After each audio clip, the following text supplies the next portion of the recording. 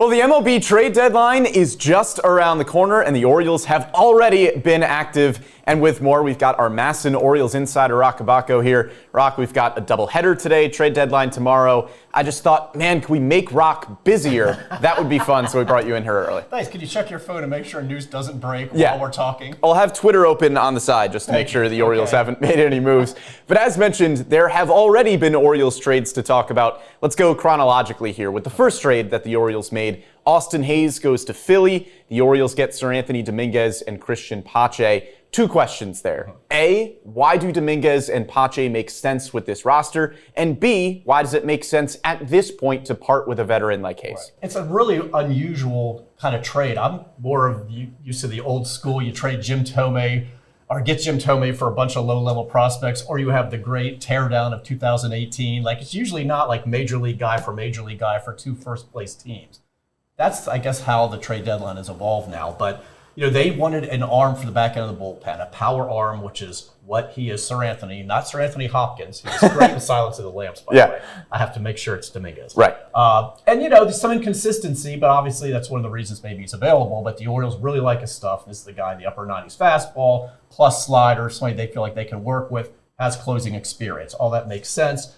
And Pache is a right-handed bat to replace the right-handed hitting Austin Hays, though his offensive profile is not quite the same. It's more about speed. It's elite defense replacement, let's say for Kjerstad in left field, for example.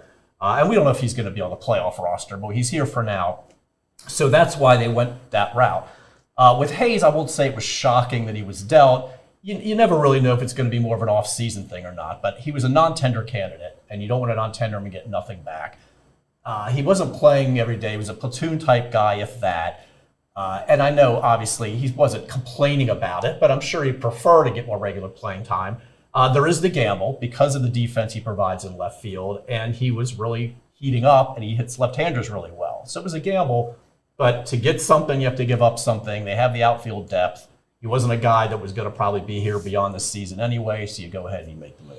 Yeah, and as you mentioned, it's a trade between two first-place teams, so the Phillies clearly believe that Hays is a good enough caliber player to help them win a World Series as well as the Orioles are trying to do the same thing. Did you see the ovation he got in Philly as first at bat? Philly tends to do that. It was like Mike Schmidt came back. I was like, wow, they could be booing him in a week. It's Philly. You don't know. But it was really nice to see. He's a great guy, and he's really missed in that clubhouse. Yeah, absolutely. Well, a day later, it was the more prototypical trade that we see at the deadline. As you mentioned, a couple of lower-level prospects, and the Orioles get Zack Eflin in return to help solidify the rotation. Do you think the Orioles are done in the starting rotation? Does Zack Eflin fill that need enough? I don't think they're done as far as looking for another starter. Whether they get one's another story, and I wouldn't be shocked if they do. I would be really shocked if, and again, I could be wrong, if it's a top-of-the-rotation type.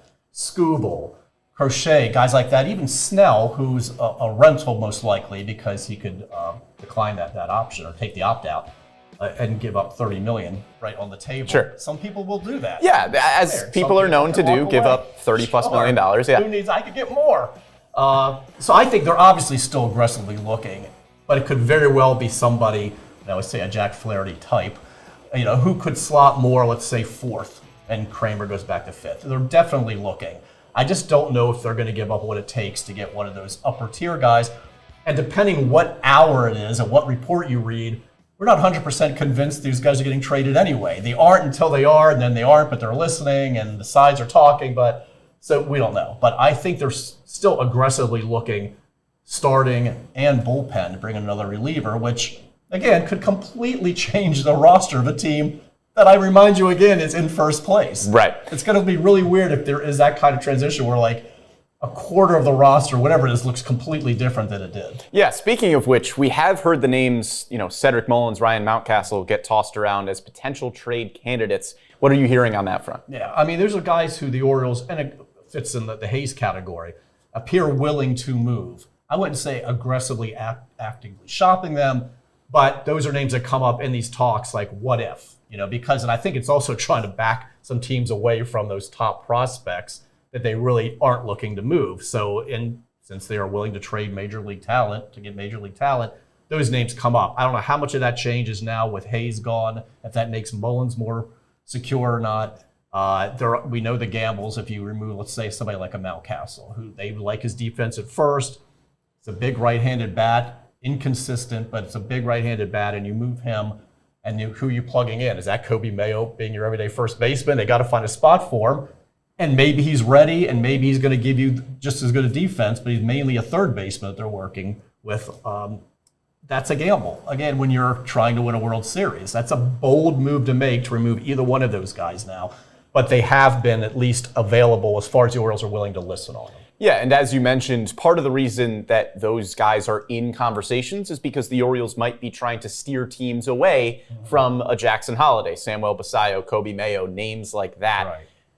The Orioles got a frontline rotation type of arm in Zack Eflin. They got a bullpen piece. They didn't have to move any of their top 8 prospects. Right. Do you anticipate that staying the same? Elias has been good at that. Yeah. In fact, I guess there was no top 10 if you look at Baseball America's ranking. Right.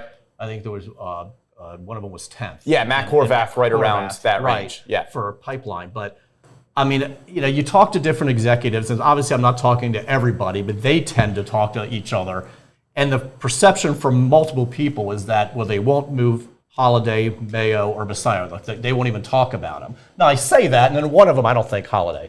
But one of them could end up getting moved. It's like, well, what happened? Well, maybe that team had the piece that they would be willing, or something changes. Right. It would still surprise me. I just feel like even with a team that's obviously going for it this year, that's why you go out and get a Corbin Burns, for example, a big-time rental, and your ace number 1, game 1 starter in the postseason, they still don't want to strip down the farm too much. And Elias has talked about keeping the organization healthy for years and years, moving forward. It wasn't just about let's finally make the playoffs and be all in and then go through this again and have to rebuild the pipeline. He wants it to be he could be long gone and it could still be a healthy organization based on how it's set up now. So I just don't see those top guys getting moved, but I say that and then we'll burn this video and never speak of it again. Yeah, it will be deleted from the internet. Nobody will ever know that we didn't think those prospects. You can't capture anything on the internet. We'll be fine. Exactly. That's the beauty of the internet. Yes. Nothing lives forever. Scrub it clean. Now, we mentioned the potential need for a right-handed bat to replace Austin Hayes and maybe the bullpen as well. Do you view those needs as, hey, these are big holes that the Orioles need to fill? Or if we get past Tuesday at 6 o'clock and the bullpen and the right-handed bat haven't been addressed, okay, still like where we're at? I mean, I think it was more about the rotation. Also, you can always bump up somebody like an Albert Suarez into the bullpen to help out there. So you actually could be adding somebody. And, you have Povich and you have McDermott potentially. I don't think those are like, it's crushing if you don't. And also, they do have Mayo as a big right-handed bat that they could bring up. And at second base, eventually Jackson Holliday, we keep forgetting, is going to be playing second base. It's great that Connor Norby's getting an opportunity. They're going to have to figure that out too. But at some point, their lineup's going to add Mayo and Holliday. And those are 2 really big additions from within. So I think it was more about because they didn't necessarily have, in their farm system, the starters that, of a quality of like an Eflin or whatever. That's where you have to make that move. That's where you're still looking to maybe get another piece. If they can't do anything else, bullpen or lineup, I think they're okay.